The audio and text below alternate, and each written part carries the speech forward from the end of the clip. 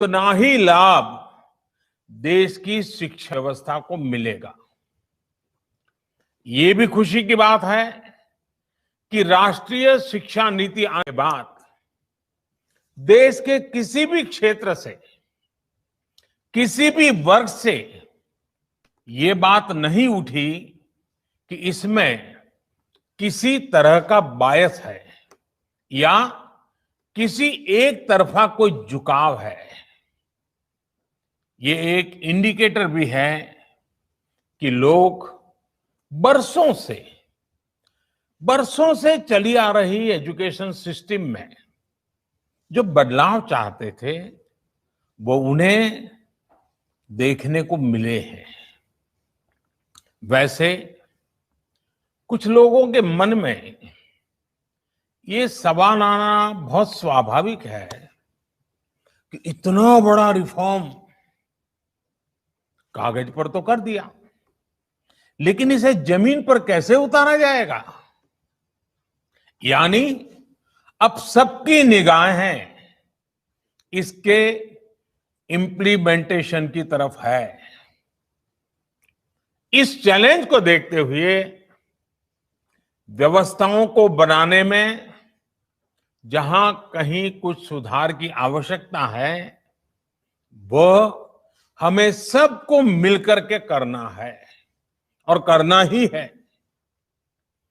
आप सभी राष्ट्रीय शिक्षा नीति के इम्प्लीमेंटेशन में और उस काम में सीधे तौर पर जुड़े हैं और इसलिए आप सबकी भूमिका बहुत ज्यादा है, बहुत अहम है। जहां तक पॉलिटिकल विल की बात है, मैं पूरी तरह कमिटेड हूं, मैं पूरी तरह आपके साथ हूं। साथियों,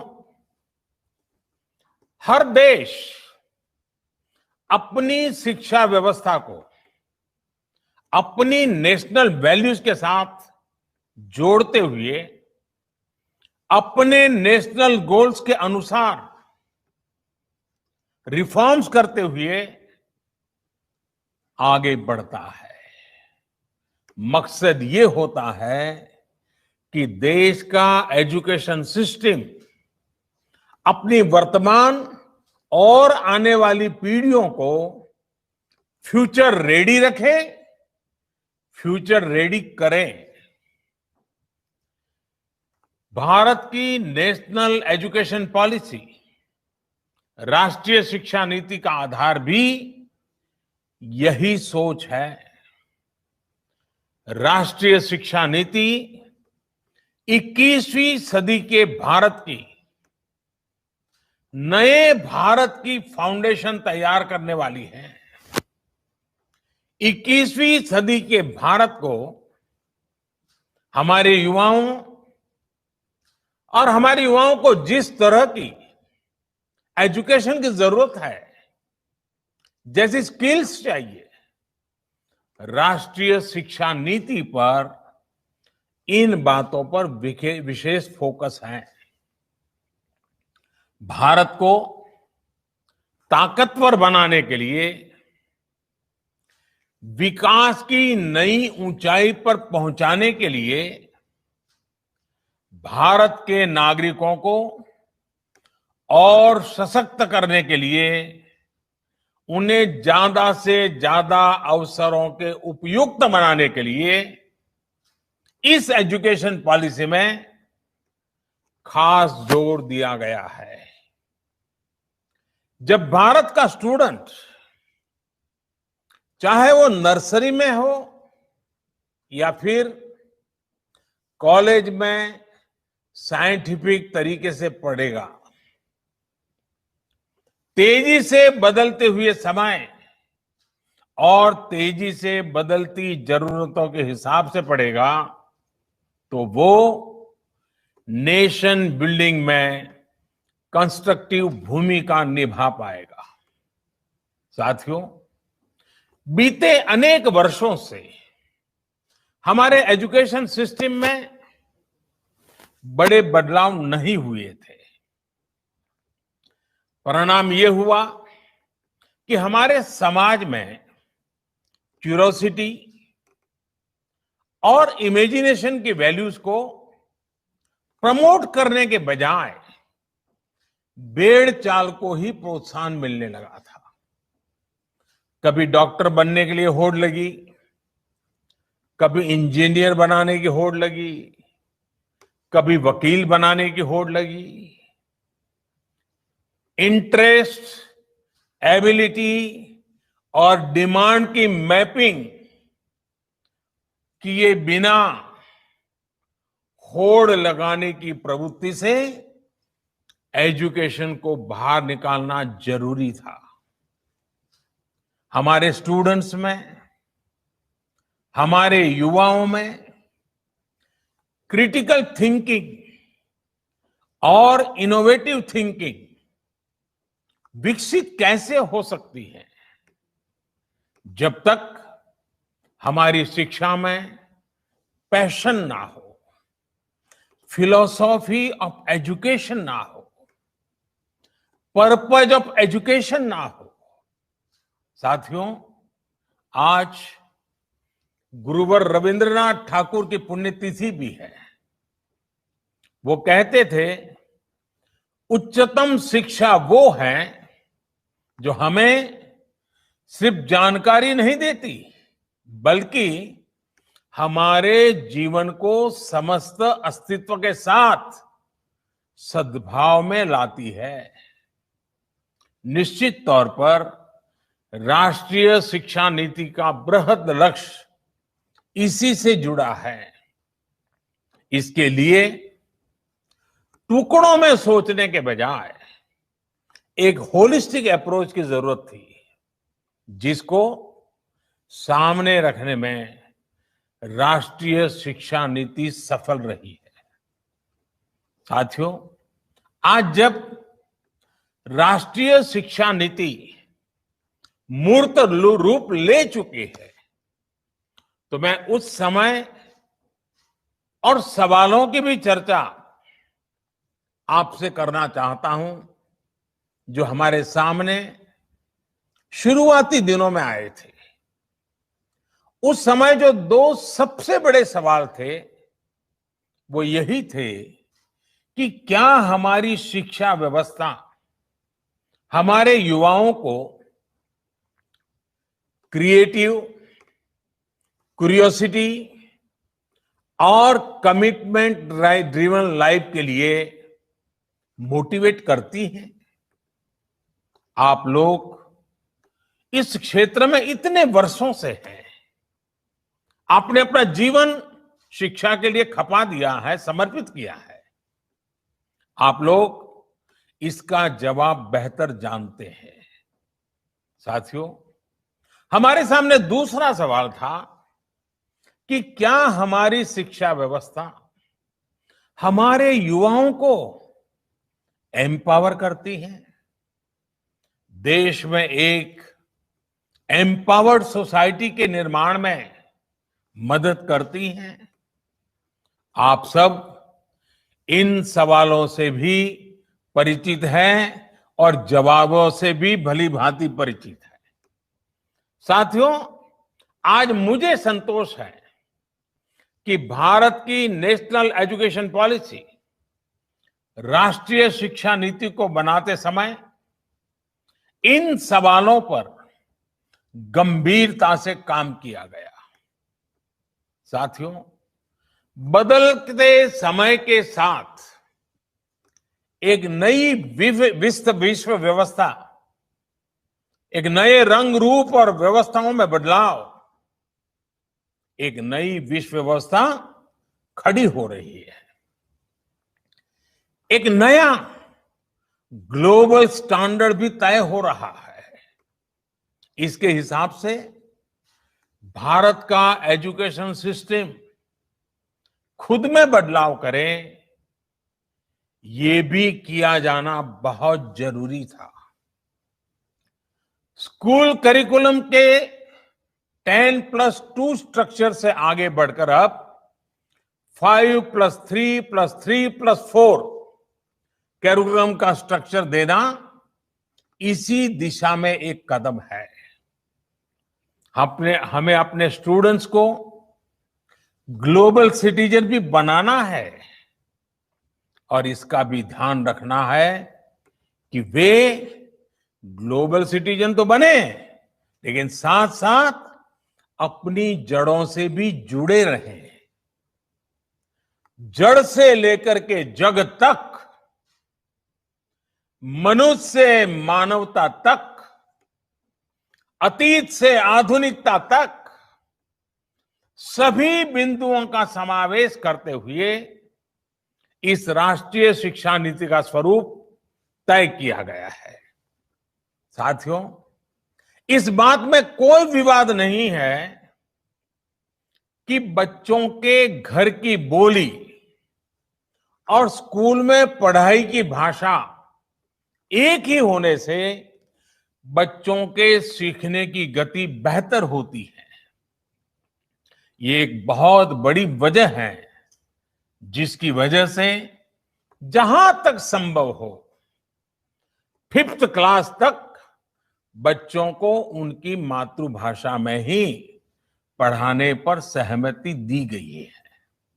इससे बच्चों को और बच्चों की नींव तो मजबूत होगी ही, उनके आगे की पढ़ाई के लिए भी उनका बेस और मजबूत होगा। साथियों, अभी तक जो हमारी शिक्षा व्यवस्था है उसमें व्हाट टू थिंक, मैं बहुत जिम्मेवारी से बोल रहा हूं, व्हाट टू थिंक पर फोकस रहा है, जबकि इस शिक्षा नीति में हाउ टू थिंक उस पर बल दिया जा रहा है। ये मैं इसलिए कह रहा हूं कि आज जिस दौर में हम, और ये दौर ऐसा है जहां इंफॉर्मेशन और कंटेंट की कोई कमी नहीं है, एक प्रकार से बाढ़ आई हुई है। हर प्रकार की जानकारी आपके मोबाइल फोन पर अवेलेबल है। जरूरी ये है कि कौन सी जानकारी हासिल करनी है, क्या पढ़ना है। इस बात को ध्यान में रखकर ही राष्ट्रीय शिक्षा नीति में प्रयास किया गया है कि जो पढ़ाई के लिए लंबा चौड़ा सिलेबस होता है, ढेर सारी किताबें होती हैं, उसकी अनिवार्यता को कम किया जाए।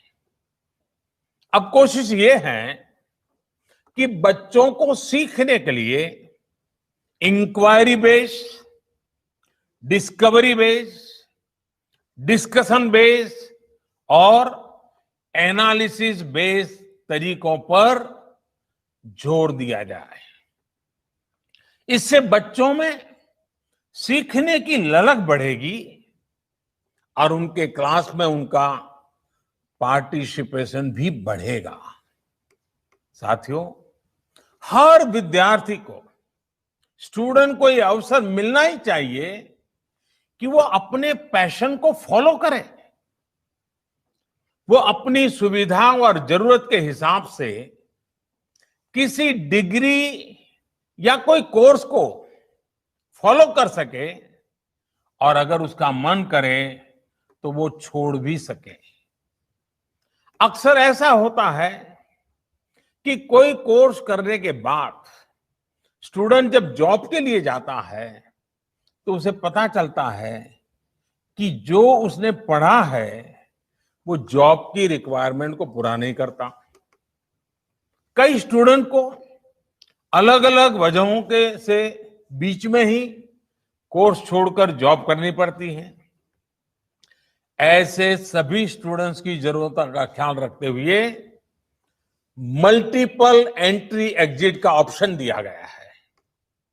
अब स्टूडेंट वापस अपने कोर्स से जुड़कर अपनी जॉब रिक्वायरमेंट के हिसाब से ज्यादा इफेक्टिव तरीके से पढ़ाई कर सकता है, लर्न कर सकता है। इसका एक और एस्पेक्ट है जब स्टूडेंट्स को ये भी स्वतंत्रता होगी कि अगर वो कोई कोर्स बीच में छोड़कर दूसरे कोर्स में प्रवेश लेना चाहे तो वो कर सकते हैं। इसके लिए वो पहले कोर्स से एक निश्चित समय तक ब्रेक ले सकते हैं और दूसरा कोर्स ज्वाइन कर सकते हैं। हायर एजुकेशन को स्ट्रीम से मुक्त करने, मल्टीपल एंट्री और एग्जिट क्रेडिट बैंक के पीछे यही एक बहुत लंबे दूर की सोच के साथ हम आगे आए हैं। हम उस एरा की तरफ बढ़ रहे हैं जहां कोई व्यक्ति जीवन भर किसी एक प्रोफेशन में ही नहीं टिका रहेगा। बदलाव निश्चित है, मान के चलिए, और इसके लिए उसे निरंतर खुद को रिस्किल और अपस्किल करते रहना ही होगा। नेशनल एजुकेशन पॉलिसी, राष्ट्रीय शिक्षा नीति में इसका भी बारीकी से ध्यान रखा गया है। साथियों, किसी भी देश के विकास में एक बड़ी भूमिका रहती है समाज के हर तबके की गरिमा, उसकी डिग्निटी। समाज का कोई व्यक्ति कोई भी काम करता हो, कोई निम्न नहीं होता है। हमें यह सोचना चाहिए कि भारत जैसे सांस्कृतिक रूप से समृद्ध रहे देश में ये बुराई कहां से आई? ऊंच नीच का भाव, मेहनत मजदूरी करने वालों के प्रति हीन भाव, इस प्रकार की विकृति हमारे अंदर कैसे घर कर गई? इसकी एक बड़ी वजह रही है कि हमारी एजुकेशन का समाज के इस तबके के साथ एक डिस्कनेक्ट रहा। जब गांवों में जाएंगे, किसान को, श्रमिकों को, मजदूरों को काम करते देखेंगे, तभी तो उनके बारे में जान पाएंगे, उन्हें समझ पाएंगे वो कितना बड़ा योगदान कर रहे हैं। समाज की आवश्यकताओं की पूर्ति के लिए वो कैसे अपना जीवन खपा रहे हैं। उनके श्रम का सम्मान करना हमारी पीढ़ी को, वर्तमान को, भावी पीढ़ी को सीखना ही होगा। इसलिए राष्ट्रीय शिक्षा नीति में स्टूडेंट एजुकेशन और डिग्निटी ऑफ लेबर, उस पर भी बहुत ध्यान दिया गया है। साथियों, 21वीं सदी के भारत से पूरी दुनिया को बहुत अपेक्षाएं हैं। भारत का सामर्थ्य है कि वो टैलेंट और टेक्नोलॉजी का समाधान पूरी दुनिया को दे सकता है। हमारी इस जिम्मेदारी को भी हमारी एजुकेशन पॉलिसी एड्रेस करती है। राष्ट्रीय शिक्षा नीति में जो भी समाधान सुझाए गए हैं, उससे फ्यूचरिस्टिक टेक्नोलॉजी के प्रति एक माइंडसेट विकसित करने की भावना भी है। अब टेक्नोलॉजी ने हमें बहुत तेजी से, बहुत अच्छी तरह से, बहुत कम खर्च में समाज के आखिरी छोर पर खड़े स्टूडेंट तक पहुंचने का माध्यम दिया है। हमें इसका ज्यादा से ज्यादा उपयोग करना है।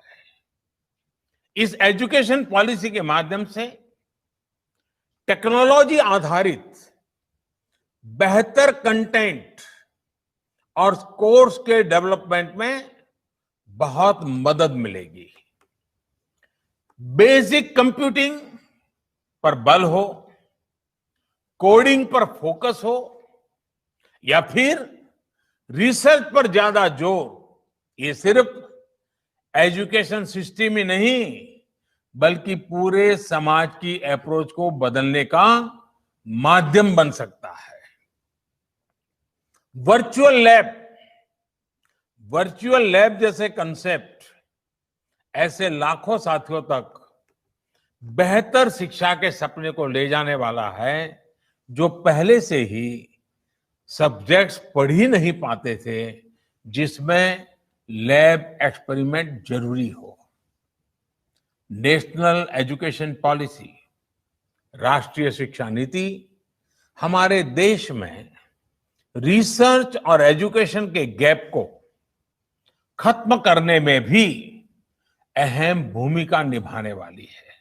साथियों, जब इंस्टीट्यूशंस और इंफ्रास्ट्रक्चर में ये रिफॉर्म्स रिफ्लेक्ट होंगे, तभी राष्ट्रीय शिक्षा नीति को अधिक प्रभावी और त्वरित गति से इंप्लीमेंट किया जा सकेगा। आज समय की मांग है कि इनोवेशन और एडॉप्शन की जो वैल्यूज हम समाज में निर्मित करना चाहते हैं, वो खुद हमारे देश के इंस्टीट्यूशन से शुरू होनी चाहिए, और जिसका नेतृत्व आप सबके पास है। जब हम एजुकेशन और विशेष हायर एजुकेशन को एम्पावर्ड सोसाइटी के निर्माता के रूप में खड़ा करना चाहते हैं, तो इसके लिए हायर एजुकेशन इंस्टीट्यूशंस को भी एम्पावर करना जरूरी है। और मैं जानता हूं, जैसे ही इंस्टीट्यूशंस को एम्पावर करने की बात आती है, तो उसके साथ ही एक और शब्द चला आता है, और वो शब्द आप बड़ी बात ही जानते हैं। वो शब्द क्या है? ऑटोनॉमी। ऑटोनॉमी। आप भी जानते हैं कि ऑटोनॉमी को लेकर हमारे यहां दो तरह के मत पूरे देश में प्रवर्तमान है। एक कहता है कि सब कुछ सरकारी नियंत्रण से पूरी सख्ती से चलना चाहिए, तो दूसरा कहता है कि सभी संस्थानों को बाय डिफॉल्ट ऑटोनॉमी मिलनी चाहिए। पहली अप्रोच में नॉन गवर्नमेंट संस्थानों के प्रति मिसट्रस्ट दिखता है, तो दूसरी अप्रोच में ऑटोनॉमी को एंटाइटलमेंट के रूप में भी ट्रीट किया जाता है। गुड क्वालिटी एजुकेशन का रास्ता इन दोनों के बीच में से ही निकलता है, दोनों मतों के मध्य से ही निकलता है। जो संस्थान क्वालिटी एजुकेशन के लिए ज्यादा काम करे, उसको ज्यादा फ्रीडम से रिवॉर्ड किया जाना चाहिए। इससे क्वालिटी को एनकरेजमेंट मिलेगा और सबको ग्रो करने के लिए इंसेंटिव भी मिलेगा। नेशनल एजुकेशन पॉलिसी, राष्ट्रीय शिक्षा नीति आने से पहले हाल के वर्षों में आपने भी देखा है कि कैसे हमारी सरकार ने अनेकों इंस्टीट्यूशंस को ऑटोनॉमी देने की पहल की है। मुझे उम्मीद है राष्ट्रीय शिक्षा नीति का जैसे जैसे विस्तार होगा, शिक्षा संस्थानों को ऑटोनॉमी की प्रक्रिया भी और तेज होगी।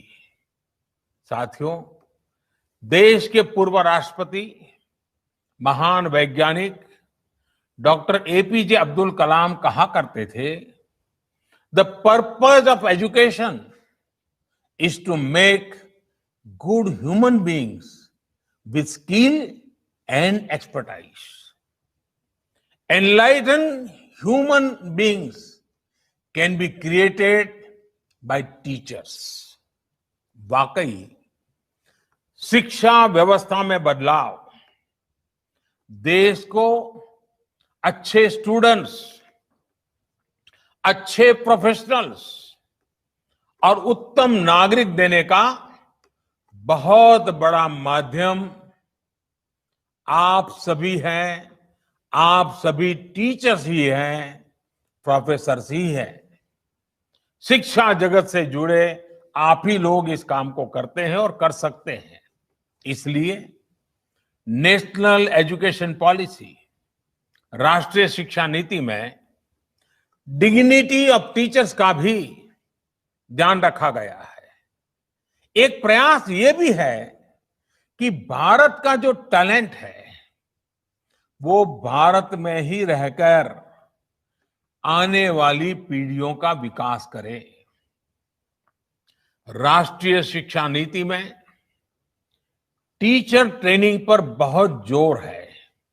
वो अपनी स्किल्स लगातार अपडेट करते रहें, इस पर बहुत जोर है।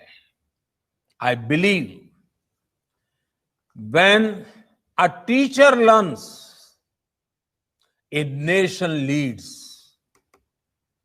साथियों, नेशनल एजुकेशन पॉलिसी, राष्ट्रीय शिक्षा नीति को अमल में लाने के लिए हम सभी को एक साथ संकल्पबद्ध होकर काम करना है। यहां से universities, colleges, school education boards, अलग अलग स्टेट्स, अलग अलग स्टेक होल्डर्स के साथ संवाद और समन्वय का नया दौर शुरू होने वाला है। आप सभी साथी, क्योंकि हायर एजुकेशन के सबसे शीर्ष संस्थानों के शीर्ष में है, तो आपकी जिम्मेदारी ज्यादा है। मेरा आग्रह है कि राष्ट्रीय शिक्षा नीति पर लगातार वेबिनार करते रहिए, डिस्कशंस करते रहिए, नीति के लिए रणनीति बनाइए, रणनीति को लागू करने के लिए रोड मैप बनाइए, रोड मैप के साथ टाइमलाइन जोड़िए, उसको इंप्लीमेंट करने के लिए रिसोर्सेज, ह्यूमन रिसोर्सेज, इस सबको जोड़ने की योजना बनाइए। और ये सारा चीज ये नई नीति के प्रकाश में आप ही को करना है। राष्ट्रीय शिक्षा नीति सिर्फ एक सर्कुलर नहीं है। राष्ट्रीय शिक्षा नीति सिर्फ सर्कुलर जारी करके, नोटिफाई करके इंप्लीमेंट नहीं हो सकती है। इसके लिए मन बनाना होगा। आप सभी को दृढ़ इच्छा शक्ति दिखानी होगी। भारत के वर्तमान और भविष्य को बनाने के लिए